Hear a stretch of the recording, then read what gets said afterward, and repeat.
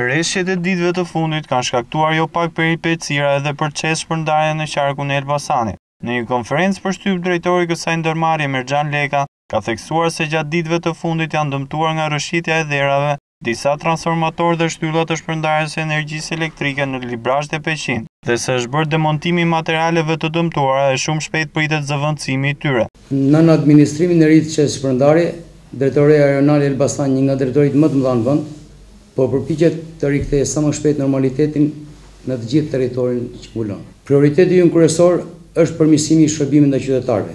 Kjo do të thotë që ne tregohemi efikas sa herë ndodhin defekte për të riparuar ato në kohën sa më të shpejtë. Këtë po e bëjmë dhe në disa raste të rënda të verifikuara gjatë kësaj kohe, ku kemi konstatuar veprime as pak qytetare që do të dënohen penalisht nga ligjet në fuqi.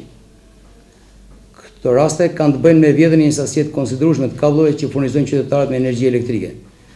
Pasi kemi konstatuar këto vjedhje, nuk kemi mjaftuar vetëm me zëvendësimin e tyre për të furnizuar popullatën, por këto raste janë denoncuar të gjitha në organet përkatëse dhe presim që personat përgjegjës për këtë akt të shëmtuar të ndigjen penalisht dhe të dalin para drejtësisë.